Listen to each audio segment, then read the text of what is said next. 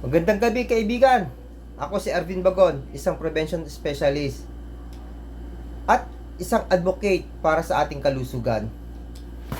Ano man ang sakit na meron ka, kasali ka dito sa ating kwentuhan. Halika, samahan mo ako sa ilang minutong kwentuhan at pagkwentuhan natin ang lahat na dapat nating gawin preventive para sa ating karamdaman. Para sa ganon, mabuhay tayong ng normal. Tara! 3, 2, 1!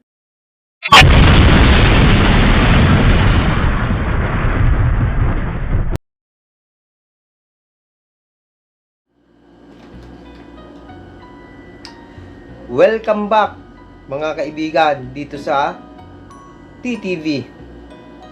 Ang kwentuhan ng mga may karamdaman, ang kwentuhan ng mga nangangarap na hindi magkasakit ang mga mahal sa buhay, lalong-lalo na ang mga anak.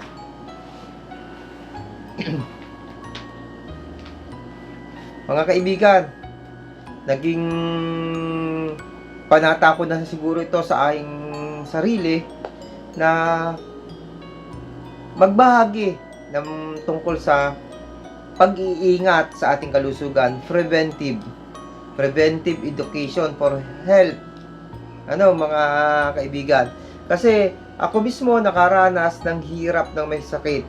Katulad mo, meron kang sakit, alam mo kung gaano kahirap. Alam mo ang mga araw na pinagdadaanan natin, ang takot na namumutawi sa ating kaisipan kung papaano natin malalampasan ang bawat araw kapag umaatake ang ating karamdaman. Di ba ang hirap? Kaya naman naisipan ko na mag-share ng mga karanasan tungkol sa mga pinagdaanan sakit. Yan ay nagawa ko na nun pa sa mga video na in-upload ko dito. Balikan nyo yung mga video tungkol sa mga karamdaman ko na na-survive para sa akin. Nakasurvive ako para doon sa sakit na yon. At sa mga vlog na ginagawa ko ngayon, sineshare ko kung papaano ang preventive, papaano alagaan ang malusog na kondisyon, malusog na pangangatawan para hindi na bumalik ang sakit na nagpahirap sa atin. At bukod doon, ang pinaka-major na dahilan para sa mga kabataan ay hindi mapunta o humantong sa maagang pagkakasakit. Mahirap naranasan natin yan kaya ayaw natin na magmana sa atin ang ating mga anak. Alam mo kaibigan, 100% na posible kapag hindi natin tinulungan ang mga kabataan sa ating pamilya, magagaya sila sa atin. O mas higit pa ang sakit na aabutin nila. Maniwala ka kaibigan. Pumunta ka sa isang hospital. Pagka nag-check up ang mga doktor, kapag nakitaan ng sakit, anong unang sasabihin?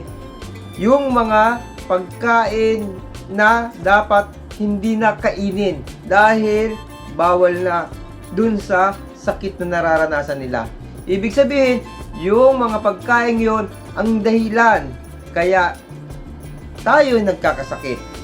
Lahat naman tayo nakaranas magpagamot. At ang sinasabi sa atin, iwasan yung mga ganitong pagkain o bawal na sa atin yung masasarap na pagkain. Actually, ako nga sabi ko, ano pa kaya yung kakainin ko? Lahat naman bawal na. Lifestyle ang pinanggagalingan ng lahat ng karamdaman. Alam natin yan, kaibigan. Kaya, baguhin natin.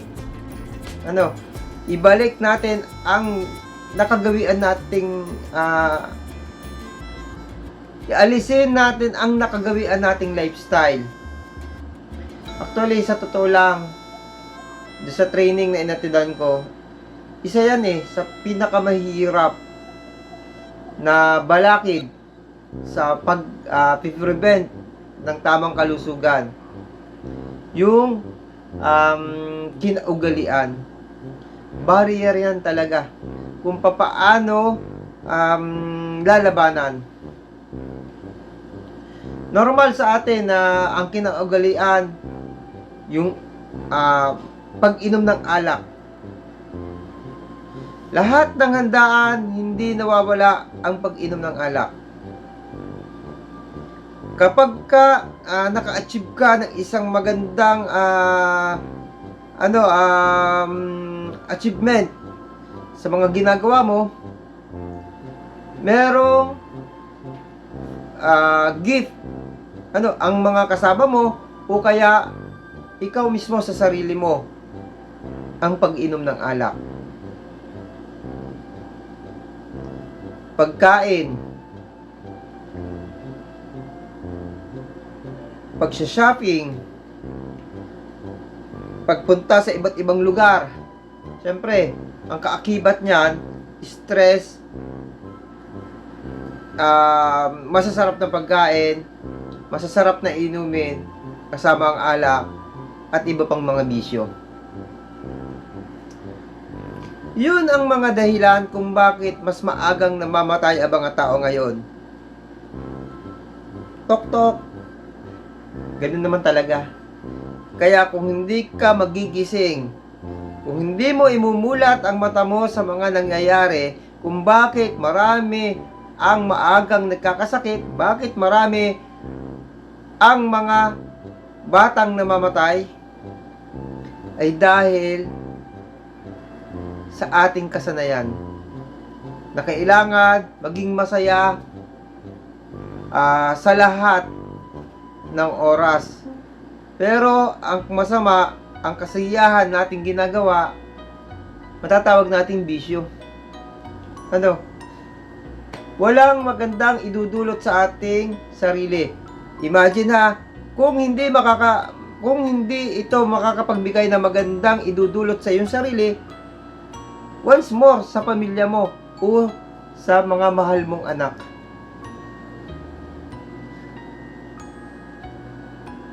Marami ang mga graduate na hindi nakakapagtrabaho dahil hindi qualified. Unang-una, yung kanyang kalusugan. Ngayon pa naman may mga medical. Ang daming mga dating isang beses na nakasampa ng barko yung mga seaman. Sa dalawa, tatlong pagsampa, hindi na sila tinatanggap. Bakit? May sakit. Mahirap pa kalimitan sa mga sakit, mga chronic.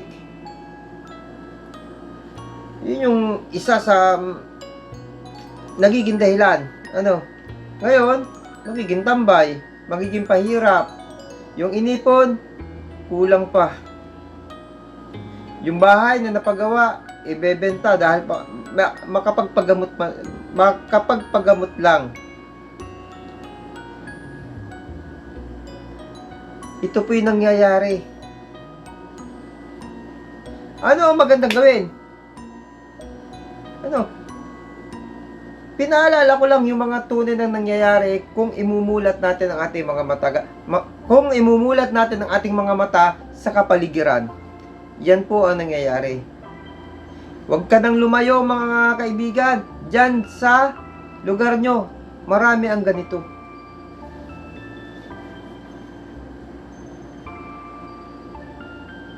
Masarap ang maging masaya. Pero, tandaan nyo, ang hirap susuluhin mo. Yung mga kaibigan mo na nagbigay ng gift na magpapainom, kakain sa labas, kasama mo sa pamamasyal. Pag nagkasakit ka, totoong nangyayari to. Isang beses ka lang aabutan sa mga susunod. Wala na. Totoong nangyayari to, kaibigan. kang matigas ang ulo. Ano? Na kahit may sakit ka na, tuloy pa ang bisyo. Isipin mo ang pamilya mo, isipin mo ang anak mo. Sige ka. Baka isang araw, humina ka na, wala ka may bigay sa pamilya mo, yung asawa mo mag-asawa ng iba. Bakit? Kasi kailangan niyang buhayin yung mga anak mo. Totoong nangyayari to ha. Hindi nananakot ha. Maraming ganito. Kasi nahihirapan silang bumuhay sa pamilya. Ang gagawin, maghahanap sila ng katuwang. Eto't malakas ka pa, pero naiiwan ka na ng... Meron ako isang kapamilya masakit sa aking sa aking damdamin. May isa akong kapamilya may ganyan karanasan sa pamilya ko. Ayaw ko sabihin kung sino. Kapamilya ko pa rin sila, pero may ganyan At meron akong mga kilalang ganyan. Nung magkasakit, kahit mayaman yung isang pamilya, kahit may pera yung isang pamilya, kapag nagkasakit, minsan nagkakahiwalay. Naging masaya ka ng mga araw. Pero, nung may sakit ka na, sino ka? Huwag mong hintayin na ganun. Alagaan mo sarili mo. Iisa lang naman. Lagi ko sinasabi. Iisa lang. Palakasin mo ang resistensya mo sa pamamagitan ng tamang pagkain para sa katawan natin. Alam mo na yun. Gulay, prutas.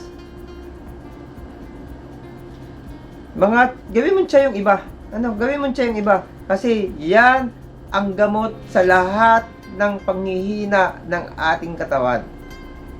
Yung tiya. Mga herbal medicine na tinatawag natin, gawin mo regular na iniinom. May sakit o wala, para maging kondisyon tayo.